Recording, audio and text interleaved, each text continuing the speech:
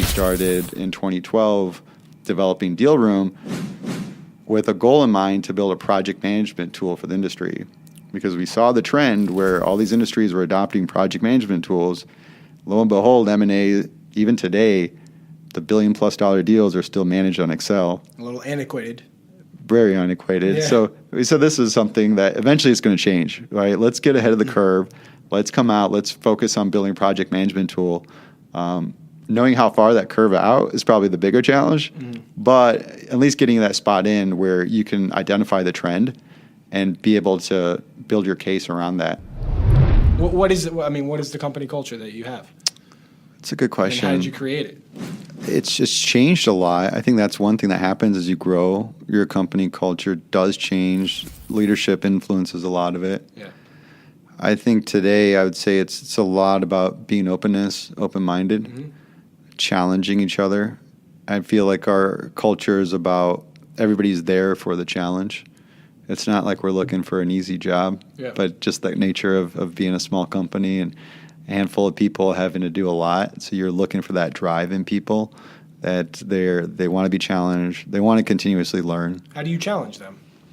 Our work is always tough to do. There's always so much stuff going on, so many things to keep up with. I think learning curve, there's always a learning curve as you grow, and we want to expand in new things. So even just this past year, we've been developing marketing. There's hundreds of things you can do in marketing. Right. So creating a discipline so you can stay focused, but then achieve one thing, go on to the next. So we've done well there.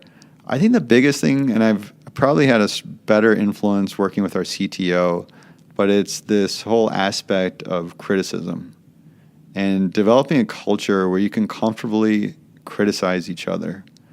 I'm even reading the book, I forgot the author, for Netflix's Culture, and very similar, where it was an important part where you got to be iterative as a company and achieving growth, where you're trying things, seeing what works and what doesn't work, and modifying and changing it.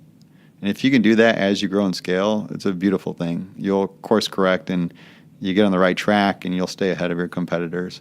But that real underlying thing where I can tell you exactly what I didn't like about what you did comfortably. There's none of this, I'm going to talk behind your back and tell you. Just, hey, Charlie, the way you talk to me or whatever it is, I don't like that. Or, hey, the way you did this project, I think your design sucks. I think you're using too many green colors, and I just don't like it. Right. But if I can at least be upfront about it and create that where people at least accept it, and part of it is you have this nature to fuse your business communication and personal together. So once in a while, you got to at least address that to the group. Look, and our CTO would do this when he first started, and everybody just thought he was an asshole.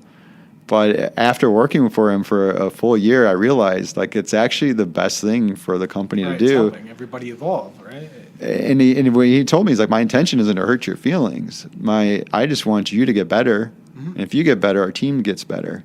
Right. I think it's a tough thing to do, but if you can achieve that in your company, it's a big part of our company culture. It creates tremendous value because there's none of this, nobody's talking behind their back anymore. And I'll take it. I'll tell my team that I'm blind to my weaknesses. I know that. And my biggest concern is you don't want to give me the feedback I need to get better as a CEO because you want to hurt my feelings. So if you can open that up and get that comfortability even from the top to let people take shots at you, tell you what you're doing wrong, that I think is the greatest thing that you can achieve because you can learn from each other so much better and faster.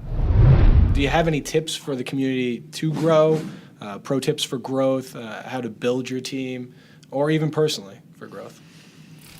Good question. I would say iteration, constantly iterate, try different things, learn quick. I think anytime you're building a new business, there's just way more to learn than you'll possibly expect. I thought you built a product and it just sold itself and people flock in. If you build it, they will come. I was dead wrong. Building the product is the easy part. Building out your distribution model is the most difficult part. So if you can learn that part, get through a lot of this stuff, and it took time. I mean, it took us about 3 years to really create a mature development team and going through and thinking in terms of sales and marketing. We made the big mistake. We looked at our competitors and said, why don't we do what they're doing? They had their outside sales team going door to door. We burned through a bunch of money doing that and had very little results.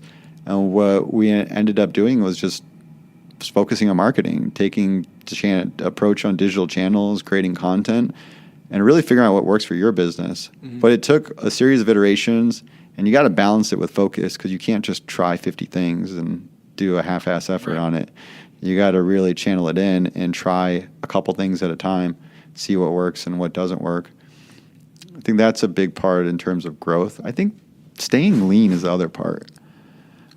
I always see this time after time where I meet an ambitious entrepreneur and they have an idea and they want to build something, and their instinct right away is to go find the best development team to build it and build it for scaling millions of people. And it's the exact opposite. You should be finding the cheapest possible way to build your model just to at least validate it. What's going on at DealRoom for the future? Always open to partnerships. One thing I learned with the distribution team, hiring sales reps and things of that sort, it's tough and things are shifting. If you notice it, just watching like Super Bowl commercials, there's a lot more about partnerships. Mm-hmm. Like you're seeing a lot of co-branded stuff, and you see it on large enterprise scale, and I think it's effective with early stage companies as well. So we're always open and primarily interested in pursuing partnerships, even before raising capital and doing all these other things. But looking for where there's good partnership synergies, that we're selling to the same market, we can leverage each other's resources, we have healthy margins. Can we come up with something beneficial for both of our companies? So I'm actively looking on it. We created a partnership with a capital firm out in Brazil, and they've been our distributor for that market. They're growing well, building a nice, healthy relationship with them. So even being able to access other markets through partnerships, and they just have local expertise, and that's been huge value add for us. Yeah.